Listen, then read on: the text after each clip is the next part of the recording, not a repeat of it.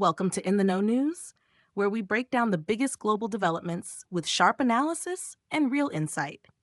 In a bold and controversial move, U.S. President Donald Trump has signed an executive order to cut hundreds of millions in U.S. aid to South Africa. His justification? Strong opposition to South Africa's land reform policies and its high-profile legal battle against Israel at the International Court of Justice, ICJ.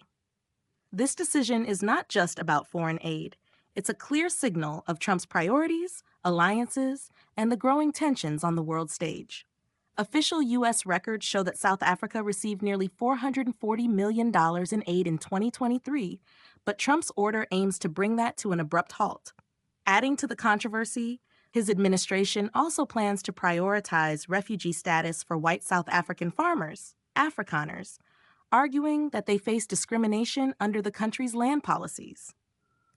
South African officials immediately pushed back, calling the order misleading and dismissing it as an attempt to ignore the country's history of colonialism and apartheid. They also questioned why an economically privileged group is being welcomed as refugees, while countless others fleeing conflict and hardship are denied asylum in the U.S.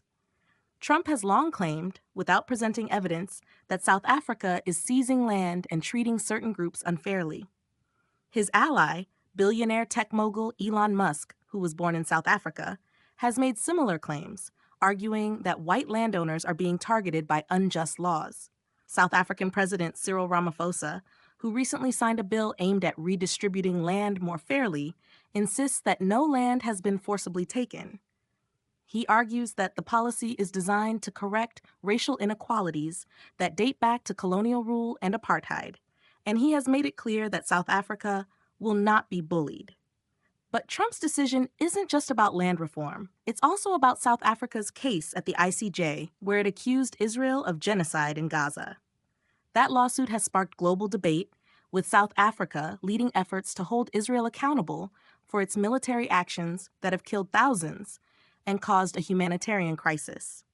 Israel denies the allegations, arguing it acted in self-defense after Hamas's deadly attack on October 7, 2023. The White House has made its stance clear.